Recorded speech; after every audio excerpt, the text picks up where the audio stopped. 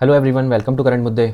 तो आज की वीडियो में हम वीकली लाइव मॉक डिस्कस करेंगे। अभी 4 और 5 मई को जो लाइव था तो उसके हम कुछ इंपॉर्टेंट क्वेश्चंस देखेंगे जो मेरे को ठीक लगे। थोड़े क्वेश्चंस का लेवल इजी टू मॉडरेट ही रहेगा। जो बिल्कुल इजी क्वेश्चन है, बहुत ही फॉर्मूला बेस्ड, वो मैंने स्किप कर दिए हैं और शायद 10 to 11 क्वेश्चन लिए हैं मैंने टोटल। तो अगली बार से और कम कर देंगे। अगर ये क्वेश्चन ज़्यादा लग रहे हैं तो और ज़्यादा मिनिमाइज़ करके और जितने बेस्ट पॉसिबल क्वेश्चन हो सकते हैं केवल उतने ही रखेंगे। But first live mock solution है तो इस वजह से मैंने क्वेश्चन ज़्यादा लिए हैं, just to see your response. अगर इस वीडियो पर रिस्पॉन्स सही आया तो ही अगली बार से वीकली लाइव मॉक करवाएंगे, वरना स्किप करेंगे ये चीज़ को। So it's totally depend on your response. ठीक है, तो स्टार्ट करते हैं हमारा आज का लेक्चर।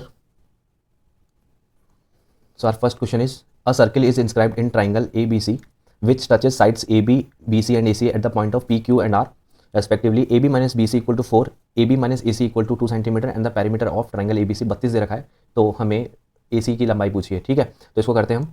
हमारे पास एक ट्राइंगल है, तो इस ट्राइंगल ए बी सी के अंदर हमारे पास क्या गिवन है, एक ये सर्किल इंस्क्राइब्ड है इसके अंदर, एक ए बी सी। इसमें हमारे पास ये पी क्यू और आर पे टच कर रहा है ये सर्किल। हमें गिवन क्या क्या है कि आपको A B minus B C दिया हुआ है, A B minus B C equal to 4 दिया हुआ है। आपको ए बी माइनस ए सी जो है वो कितना दिया हुआ है, 2 सेंटीमीटर दिया हुआ है। हमें पूछा क्या है, ए सी की लंबाई पूछी है ना। तो अभी क्या करेंगे, देखो दोनों इक्वेशन में ए बी कॉमन है तो हम ए बी को लेट करते हैं कि वो एक्स है। अगर ए बी एक्स है तो यहाँ पर बी सी क्या हो जाएगा, एक्स माइनस 4 हो जाएगा, है ना। और ए सी क्या हो जाएगा मेरे पास यहाँ पर, एक्स माइनस 2 हो जाएगा। ठीक है, ये इधर जाएगा और इधर आ जाएगा तो एक्स माइनस 2 ये हो गया। अभी क्या देखेंगे हम कि हमें इसका पैरामीटर दिया हुआ है 32, तो इसको अगर ऐड करते तो ये 3x माइनस 6 आता है। तो 3x माइनस 6 मेरे पास यहाँ पर 32 दे रखा है, तो यहाँ पर x बराबर मेरे पास आ जाएगा 38/3, है ना। हमें पूछा क्या है, AC की लंबाई पूछी है, यानी x माइनस 2 पूछा है। इसमें से अगर मैं 2 घटा दूँ यानी 38 माइनस 2 कर दूँ तो मेरे पास ये कितना आ जाएगा, 6, यानी 32/3। ठीक है।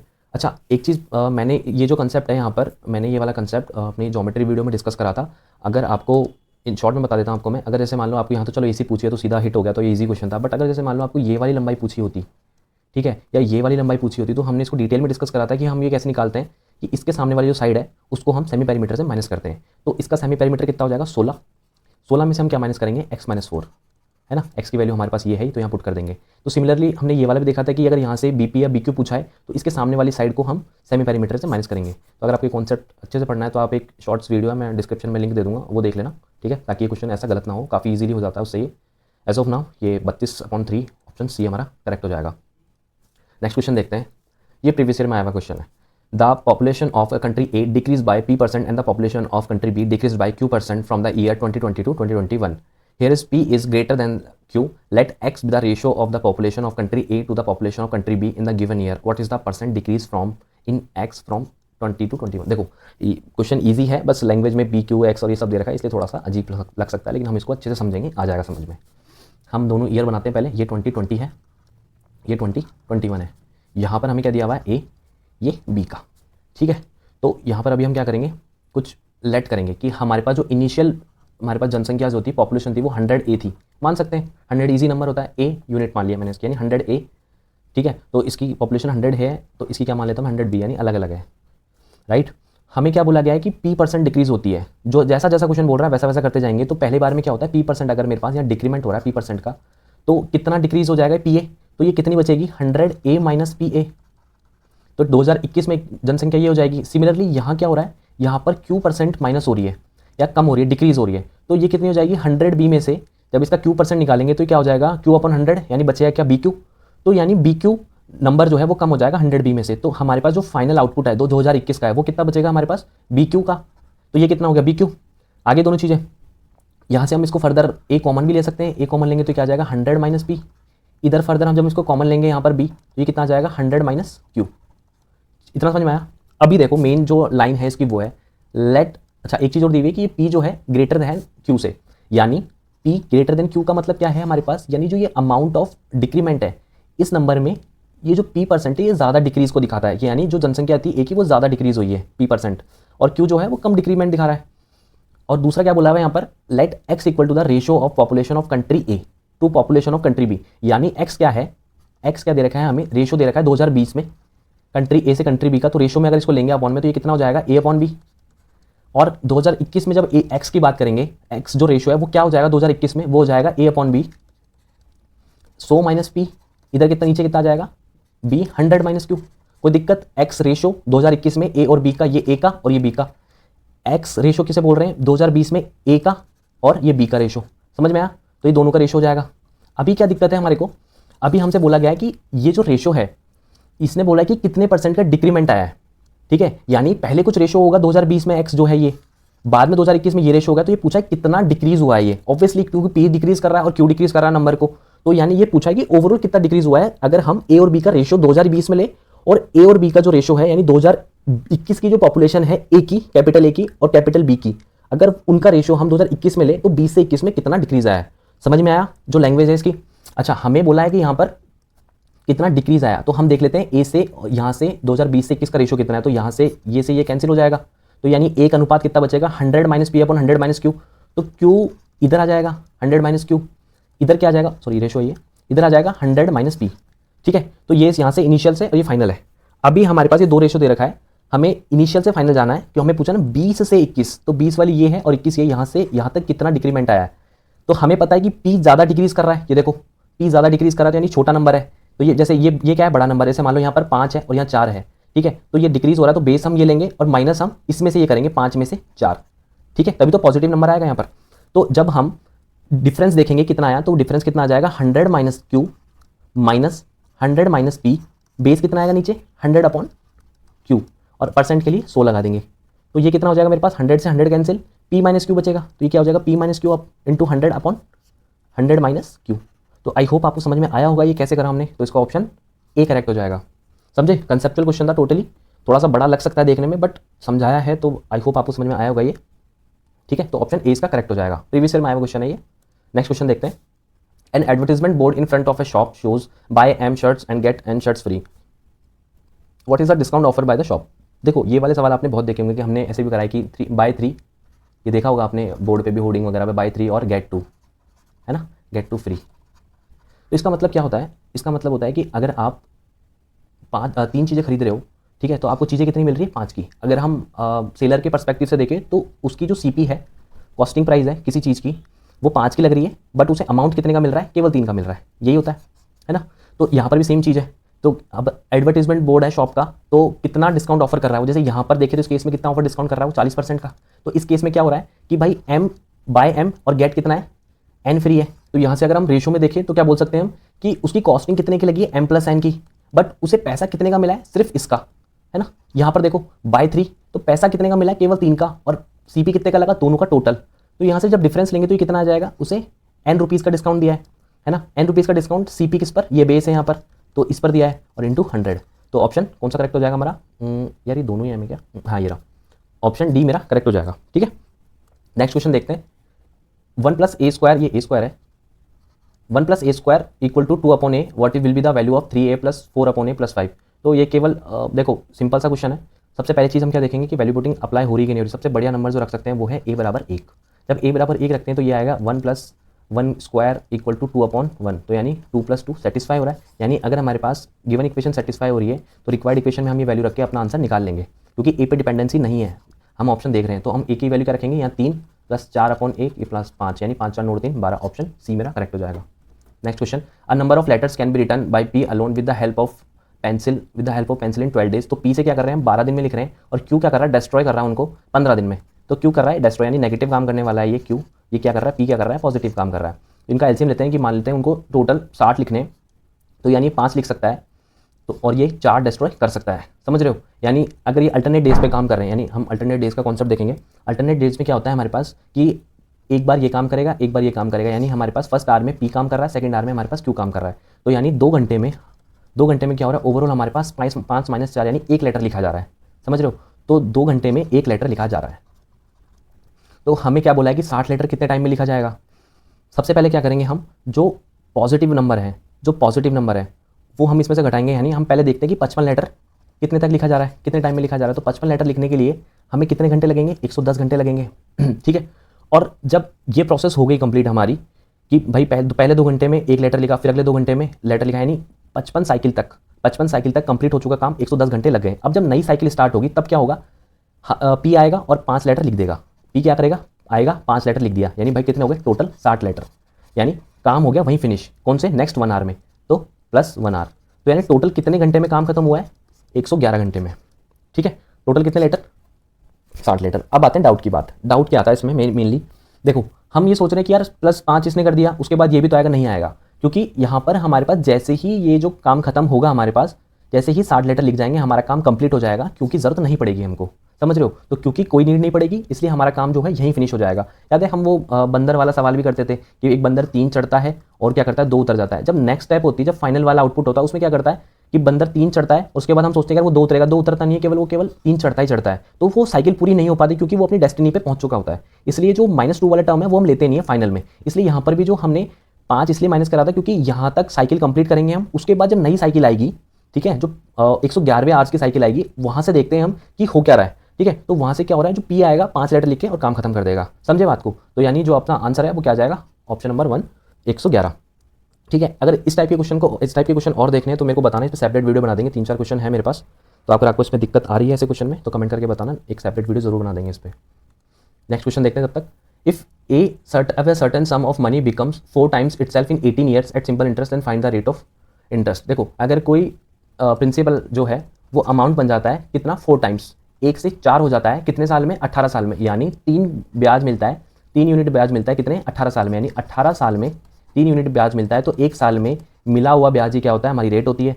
तो 1 साल में कितना ब्याज मिलेगा, 1/6। परसेंट में देखने के लिए कितना हो जाए, कर देंगे 100 से मल्टीप्लाई, तो वो कितना हो जाएगा, 16 से 2/3%। ऑप्शन डी मेरा करेक्ट हो जाएगा। नेक्स्ट क्वेश्चन देखते हैं। In triangle WXY, YX prolong to a point Z, if WX XZ and WZ हमारे पास वैल्यू दी हुई है, तो हमें क्या दिया हुआ है कि ये दोनों ट्राइंगल क्या है, सिमिलर है हमारे पास, तो हमें YX की लंबाई चाहिए। देखो बनाते हैं, हमारे पास एक ही ट्राइंगल गिवन है पहले, ये वाला, ये कौन सा ट्राइंगल है हमारे पास, WX और Y। हमें बोला गया है कि Y जो X है उसको प्रोड्यूस किया गया है Z तक, XY नहीं YX, तो X की तरफ प्रोड्यूस होगी और कहाँ तक, Z तक प्रोड्यूस किया गया है। तो सच दैट हमें क्या दिया हुआ है कि आपके पास WX की वैल्यू 10 दी हुई है, XZ की वैल्यू जो है हमारे पास 12 दी हुई है, और WZ यानी हमें इसको मिलाना पड़ेगा, इसकी जो वैल्यू है हमारे पास 20 दी हुई है। Got it. अभी और हमें क्या दिया हुआ है एक चीज़ और, कि ये दोनों जो ट्राइंगल क्या है हमारे पास सिमिलर है, ठीक है, कॉन्ग्रेंट नहीं है, सिमिलर है। तो ये ट्राइंगल कौन कौन से हमारे पास, YWZ सिमिलर है किसके, ट्राइंगल YXW के, ठीक है। इसको एक बार आप है ना A मान लो, इसको साइड को मान लो B, ठीक है। हमें पूछा है कि YX की लंबाई कितनी होगी, यानी A की लंबाई। पहले हम तीनों का रेशियो लिख लेते हैं। यहाँ से क्या लिखेंगे, YW, इधर से क्या आएगा YX, इधर से क्या आएगा WZ, इधर से क्या आएगा XW, इधर से क्या आएगा हमारे पास YZ, इधर से क्या आएगा हमारे पास YW, ठीक है। इनकी वैल्यू लिख लेते हैं एक बार हम। तो YW कितना है, B है, नीचे YX है, YX कितना है, A है, WZ कितना है हमारे पास 20 है, XW कितना है हमारे पास 10 है, YZ कितना है हमारे पास 12 + A है, और इधर से हमारे पास YW कितना है हमारे पास B है। आई बात समझ में। तो एक बार इन दोनों को सॉल्व कर लेते हैं हम। तो यहाँ से क्या आ जाएगा, A बराबर कितना, B बराबर कितना आ जाएगा 2A। इधर से अब देखेंगे तो ये कितना आ जाएगा, इन दोनों इक्वेशन को देखेंगे जब ये वाली दोनों, तो इसमें कितना आ जाएगा, ये 2B = कितना आ जाएगा, ये 12 + A।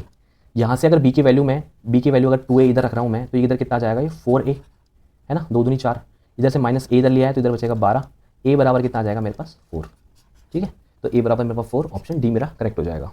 नेक्स्ट क्वेश्चन देखते हैं। A container having volume 223 centimetre cube is in A shape of a cone standing on one end of the cylinder. देखो हमारे पास एक कंटेनर है, ठीक है। उस कंटेनर की शेप कैसी है कि नीचे तो क्या है हमारे पास, एक सिलेंडर है, ये सिलेंडर है, इस सिलेंडर के ऊपर कोन रखा हुआ है। ये जो कंप्लीट शेप है, इस शेप की जो वॉल्यूम है टोटल, वो दे रखी है मेरे पास 2310। नीचे जो ये सिलेंडर है हमारे पास, इस सिलेंडर की जो हाइट है वो दे रखी है मेरे को 12, और ये जो रेडियस है जो कि कोन और हमारे पास जो सिलेंडर है उसकी सेम होगी, वो कितनी दे रखी है मेरे को, ये दे रखी है 7। हमसे पूछा गया कि ये जो हाइट है कोन की, ये वाली हाइट, ये हाइट बताओ, इसको h मान लेते हैं। हमें पता है कि 2 शेप है यहाँ पर, तो पहली शेप है हमारे पास ऊपर वाली, उसका एरिया कितना होता है 1/3 πr²h, प्लस दूसरी वाली क्या होती है मेरे पास, ये πr², और ये वाला h, इसकी वैल्यू कितनी है मेरे पास 12। यहाँ से πr² कॉमन ले लेते हैं, तो 22/7 × 7 × 7 हो जाएगा। अंदर क्या बचेगा मेरे पास, h अपॉन, जो हमें फाइंड करना है h/3, इधर कितना बचेगा मेरे पास 12 बचेगा, और टोटल कितना आएगा मेरे पास 2310, क्योंकि ये टोटल का जो वॉल्यूम है वो 2310 के बराबर है। कोई दिक्कत, तो यहाँ से ये कैंसिल, तो इसको काट लेते हैं थोड़ा सा, तो ये 7 से काटते हैं तो कितना, 7 × 21 2, 7 × 21 है ना, तो ये आ जाएगा 330। 22 से काटते तो 22 से कम 22, और 22 × 5 = 110, आया 15। तो अगर इधर चला जाएगा तो h/3 बराबर कितना आ जाएगा 3, h बराबर मेरे पास कितना आ जाएगा 9। तो ऑप्शन सी मेरा करेक्ट हो जाएगा। नेक्स्ट क्वेश्चन देखते हैं। If U square plus 7u minus 2 equal to 0 then what is the value of U square plus 14 upon U. थोड़ा सा अच्छा क्वेश्चन लगा मेरे को ये, जितने भी क्वेश्चन थे उनमें से। इसको सॉल्व करते हैं। देखो बस हमारी गिवन इक्वेशन क्या है हमारे पास, u square plus 7u equal to -2। तो यहाँ पर क्या आ जाएगा, ये यू स्क्वायर प्लस 7u, इसको हम लिख सकते हैं इक्वल टू 2। यहाँ से हम u minus 2 upon U equal to -7 लिख सकते हैं, कोई दिक्कत। u से भाग दे दिया हमने, हमें यहाँ पर 14 अपॉन यू बनाना है, तो हम यहाँ से 7 से मल्टीप्लाई कर देते हैं एक बार। तो ये कितना बन जाएगा, 7u minus 14 upon U equal to -49। यहाँ से अगर मैं ये 14 अपॉन यू की वैल्यू इधर मैं यहाँ रख देता हूँ, तो क्या बनता है मेरे पास, ये आ जाएगा यू स्क्वायर प्लस 7u, इधर आएगा तो ये 49 आ जाएगा, और उधर जाएगा तो ये पॉजिटिव आ जाएगा। तो ये चीज़ बन जाएगी। यहाँ से देखो यू स्क्वायर प्लस 7u की वैल्यू मेरे पास 2 दे रखी है, तो यहाँ 2 रख दूंगा, तो 2 प्लस 49 मेरे पास क्या आ जाएगा, 51। ऑप्शन सेकंड मेरा करेक्ट हो जाएगा। ठीक है, आप इसको देखो, आप इसको चाहो तो ऐसे सॉल्व कर सकते हो, लेकिन आप दूसरे वे में कैसे सॉल्व करोगे इसको, U square plus 7u minus 2 equal to 0 दे रखा है। अगर आप इक्वेशन देखो तो इस इक्वेशन को देख के मुझे ये लग रहा है कि मुझे यहाँ 7 अपॉन यू से मल्टीप्लाई कर देना चाहिए। जब आप 7 अपॉन यू से मल्टीप्लाई करोगे तो देखते हैं क्या होता है। एक बार यहाँ बचेगा मेरे पास 7u, इधर क्या बचेगा मेरे पास 49, इधर बचेगा मेरे पास 14 अपॉन यू, यहाँ से इक्वल टू 0।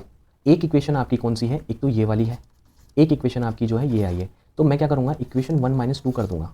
जब इक्वेशन 1 माइनस 2 करूँगा तो मेरे पास क्या आंसर आ जाएगा, देखते हैं क्या बनता है मेरे पास, u square plus 7u minus 2, इसमें से माइनस करूँगा मैं 7u माइनस 49 और प्लस 14 अपॉन यू। तो ये कितना बचेगा मेरे पास, ये कितना बचेगा, यहाँ से ये कैंसिल हो जाएगा, यू स्क्वायर इक्वल टू 0 है, यू स्क्वायर माइनस 51 प्लस कितना है 14 अपॉन यू इक्वल टू 0। इस दोनों की वैल्यू ही पूछी है, तो इसको उधर ले जाएंगे तो कितना आ जाएगा 51। यहाँ से ऐसे भी सॉल्व कर सकते हो आप इसको। ठीक है, तो ऑप्शन डी मेरा करेक्ट हो जाएगा। नेक्स्ट क्वेश्चन देखते हैं। In 800 metre race A beats B by 40 metre and B beat C by 20 metre, how much distance does A beat by C. देखो पहले केस में क्या हो रहा है कि जब ए 800 चलता है तो बी कितना चलता है मेरे पास 760 चलता है। इसको अगर मैं काट के लिखूँ तो ये कितना हो जाएगा 20:19 चलता है ना। सेकंड केस में मेरे पास क्या करता है, जो ए है मेरे पास जो बी है वो सी को 20 मीटर से बीट कर रहा है। यानी अगर बी जो है वो 800 चल रहा है तो ए जो है मेरा वो कितना चलेगा, वो 780 चलेगा, है ना। यानी मैं कह सकता हूँ कि वो कितना चलेगा 40:39 ये चलेगा, राइट, कोई दिक्कत। अब जब मैं इसको तीनों का रेशो इक्वल करके लिखूंगा तो ये कितना जाएगा 800, ए बी सी का, ये 800 चल रहा है तो बी कितना चल रहा है 760, सी कितना चल रहा है 19 9 171 17, ठीक है, 19 या 57 और 17 कितने होते हैं 74, यानी 741। तो ये बीट कितने से करेगा इसको, ये करेगा 59 से बीट, यानी 59 मीटर। ऑप्शन सी मेरा करेक्ट हो जाएगा। नेक्स्ट क्वेश्चन देखते हैं। The ratio of the mixture of milk and water in container X and container Y is 4:9 3:5 respectively.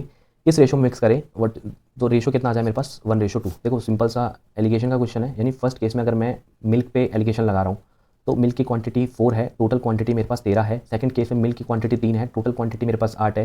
जब मिक्स करते हैं तो हमें रिक्वायर्ड कितनी चाहिए या कितना होना चाहिए, वो 1 होना चाहिए, टोटल कितने 3 में से ये रेशो चाहिए हमें, आराम से निकाल सकते हैं, कोई दिक्कत। तो ये कितना आ जाएगा 4 12 -1, यानी कितना हो जाएगा ये 12 - 13 यानी 1/13 39।